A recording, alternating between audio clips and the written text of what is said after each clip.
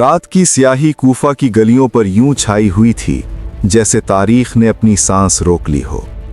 फिजा में बेचैनी थी, दीवारें सुन रही थीं, दरवाजे कान लगाए खड़े थे और हर दिल में एक सवाल था, आज फैसला होगा या फिर एक और इम्तिहान। कसरे इमारत के संगीन दरवाजों के पीछे जुल्म अपनी चाल चल चुका था। मुस्लिम बिन अकील के वफादार साथी अब्दुल्ला बिन हाजिम को यह जिम्मेदारी सौंपी गई कि जाकर मालूम करें हानी बिन उर्वा पर क्या गुजरी। वो गए और जो खबर लेकर लौटे वो आग थी। उन्होंने अर्ज किया, इब्ने जियाद ने हानी को बेदर्दी से मारा है, उन्हें जख्मी करके कैद में डाल दिया गया है। इधर हानी के कबीले की औरतें चीख रही थीं, नूहा कर रही थीं और कूफा की फिजा उनकी फरियाद से लरज रही थी। ये सुनकर मुस्लिम बिन अकील का चेहरा सख्त हो गया। उन्होंने अब्दुल्ला बिन हाजिम से फरमाया, या मंसूरे उम्मत की सदा बुलंद करो, अपने मददगारों को पुकारो। जूं ही ये नारा बुलंद हुआ, गोया खामोश घरों की दीवारें टूट गईं। 4000 खास मुहिब्बाने अहले बैत जो इर्द गिर्द के मकानों में मुंतजिर बैठे थे, एकदम बाहर निकल आए। ये सदा लम्हों में कूफा के कूचा व बाजार में फैल गई। वो सब लोग जिन्होंने मुस्लिम के हाथ पर बैत की थी जमा होने लगे। एक हुजूम, फिर लश्कर, फिर सैलाब। 18,000 जानिसारों के साथ मुस्लिम बिन अकील आगे बढ़े और कसरे इमारत का घेराव कर लिया। लोग बराबर शामिल होते गए, यहां तक कि तादाद 40,000 तक जा पहुंची। फिजा नारों से गूंज रही थी। इब्ने जियाद और उसके बाप को बुरा भला कहा जा रहा था। कूफा की जमीन लरज रही थी। इधर कसरे इमारत के अंदर सिर्फ 50 आदमी थे, 30 सिपाही और 20 रऊसाए कूफा। बस इतनी ही ताकत थी दिफा के लिए। इब्ने जियाद घबरा गया। उसने कसरे इमारत का दरवाजा बंद करा दिया। खौफ उसके चेहरे पर साफ लिखा था। वो लम्हा तारीख का नाजुक तरीन मोड़ था। अगर इसी वक्त हमले का हुक्म दे दिया जाता तो कसरे इमारत फतह हो सकता था। इब्ने जियाद और उसके साथियों के लिए कोई राह फरार न रहती और ये लश्कर सैलाब की तरह बढ़कर उसके इख्तिदार को तिनके की तरह बहा ले जाता। मगर मुस्लिम बिन अकील ने हमले का हुक्म न दिया। कूफा की फिजा में शोर तो था, मगर दिलों में कमजोरी सरायत कर चुकी थी। मुहासरा कायम था, लश्कर मौजूद था और कसरे इमारत के दरवाजे बंद थे, मगर फैसला अभी बाकी था। मुस्लिम बिन अकील जानते थे कि यजीद बिन मुआविया और उबैदुल्ला बिन जियाद की अदावत सूरज की तरह आया है।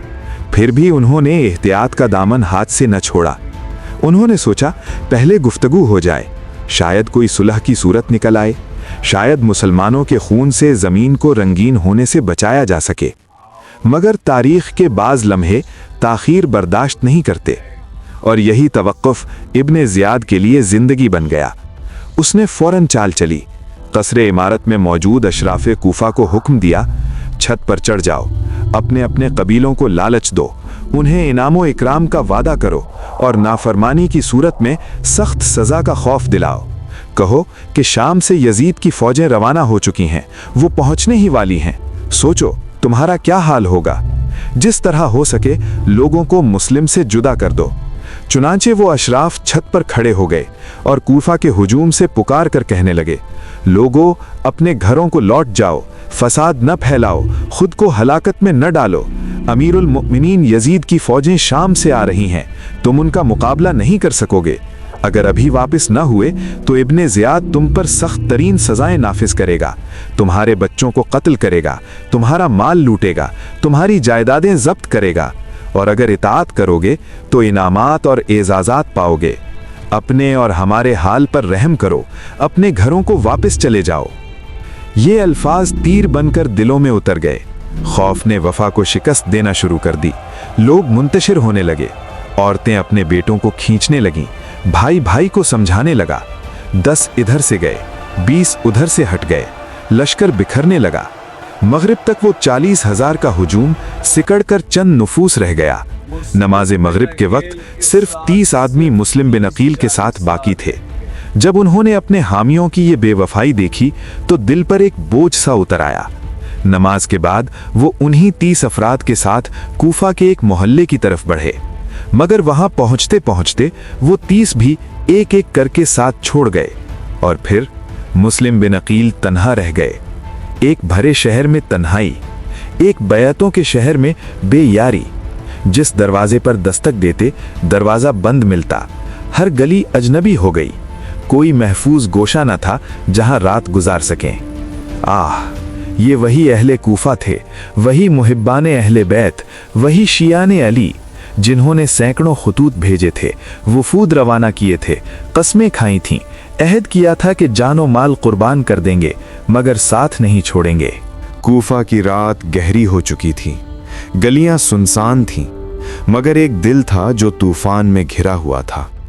मुस्लिम बिन अकील तन्हा शहर की गलियों में चल रहे थे। जहन में बैतों के वादे गूंज रहे थे और आंखों के सामने खाली दरवाजे। इसी परेशानी के आलम में एक मकान के दरवाजे पर एक औरत बैठी नजर आई। उसका नाम तौवा था। वो अपने बेटे के इंतजार में थी। मुस्लिम ने पानी तलब किया। उसने एहतराम से पानी लाकर पेश किया। आपने पानी पिया। वो बर्तन अंदर रखकर दोबारा बाहर आई और आपको वहीं बैठा पाया। उसने कहा, ए अल्लाह के बंदे, क्या तुमने पानी नहीं पी लिया? फरमाया, हाँ पी लिया है। कहने लगी, तो फिर अपने घर चले जाओ। आप खामोश रहे। उसने 3 मर्तबा यही कहा। जब खामोशी बरकरार रही तो वो बोली, रात के वक्त मेरे दरवाजे पर बैठना मुनासिब नहीं, अपने घर जाओ। तब मुस्लिम ने आहिस्ता से फरमाया, इस शहर में मेरा कोई घर नहीं, मैं मुसाफिर हूं और सख्त मुसीबत में मुब्तला हूं। क्या तुम मेरे साथ कोई नेकी कर सकती हो? अगर मैं जिंदा रहा तो बदला दूंगा, वरना अल्लाह और उसका रसूल तुम्हें इसका अज्र देंगे। औरत ने पूछा, किस किस्म की नेकी? फरमाया, मैं मुस्लिम बिन अकील हूं। कूफा वालों ने मेरे साथ गद्दारी की, धोखा दिया, सब ने मेरा साथ छोड़ दिया। अब मेरे लिए कोई जगह नहीं जहां रात गुजार सकूं। वो चौंक उठी। आप मुस्लिम बिन अकील हैं? फरमाया, हाँ। उस खुदा तरस औरत के दिल में लर्जिश पैदा हुई। उसने दरवाज़ा खोला और कहा, आइए। वो उन्हें अंदर ले गई। एक कमरे में फर्श बिछाया। आप बैठ गए। उसने खाना पेश किया। आपने तनावुल फरमाया और उसे दुआएं दी। इधर कसरे इमारत में जब उबैदुल्लाह बिन ज़ियाद को खबर मिली कि अहले कूफा मुंतशिर हो चुके हैं और मुस्लिम तन्हा रह गए हैं, तो उसने ऐलान करवा दिया, जिसने मुस्लिम को पनाह दी उसके लिए अमान नहीं, और जो उसे गिरफ्तार करके लाएगा उसे इनाम दिया जाएगा। लालच, खौफ और इख्तिदार की सियासत। कुछ देर बाद तौवा का बेटा वापस आया। जब उसने माँ को बार बार उस कमरे की तरफ जाते देखा तो पूछ बैठा, क्या बात है? माँ ने पहले टाल दिया, मगर जब उसने इसरार किया तो राजदारी का अहद लेकर हकीकत बता दी। ये लड़का बदकिरदार था, शराबी और आवारा मिजाज। इब्ने ज़ियाद के ऐलान ने उसके दिल में लालच जगा दिया। इनाम की चमक ने माँ की अमानत पर पर्दा डाल दिया। रात उसके लिए बोझ बन गई। सुबह होते ही वो चुपके से निकला और अब्दुर्रहमान बिन मोहम्मद बिन अशद के पास जा पहुंचा। अब्दुर्रहमान उस वक्त अपने बाप मोहम्मद बिन अशद के साथ कसरे इमारत में मौजूद था। उसने बाप को एक तरफ ले जाकर सारी बात बता दी। मोहम्मद बिन अशद में फौरन ये खबर इब्ने ज़ियाद तक पहुंचा दी। यूं कूफा की गलियों में छिपी हुई वो अमानत इख्तिदार के ईवान तक पहुंच गई। कूफा की रात अपने आखिरी पहर में दाखिल हो चुकी थी, मगर तारीख की रात अभी बाकी थी। एक तरफ कसरे इमारत की बुलंद फसीलें थीं जहां इख्तिदार अपनी साजिशें बुन रहा था। दूसरी तरफ एक तन्हा सफीर था जिसने बैतों के शहर में बेवफाई देखी और वादों के हुजूम में तन्हाई सही। मुस्लिम बिन अकील ने अपनी जिम्मेदारी अदा कर दी थी, पैगाम पहुंचा दिया था, हुज्जत कायम कर दी थी, मगर कूफा अपने इम्तिहान में नाकाम हो चुका था। मोहब्बत के दावे खौफ के सामने बिखर गए। खुतूत की स्याही आंसुओं में बह गई और जिस शहर ने हुसैन को बुलाया था उसी ने उनके सफ़ीर को तन्हा छोड़ दिया। अब खेल आखिरी मरहले में दाखिल होने वाला था। कसरे इमारत के दरवाजे बंद हो चुके थे, मगर आसमान के दरवाजे खुलने वाले थे। अगले हिस्से में गिरफ्तारी, अमानत और धोखे का फैसला, और वो लम्हा जब कूफा की ज़मीन एक ऐसे खून की गवाह बनेगी जो क़यामत तक सवाल बनकर जिंदा रहेगा। ये दास्तान अभी ख़त्म नहीं हुई, ये तो सिर्फ करबला के तूफ़ान की तमहीद है।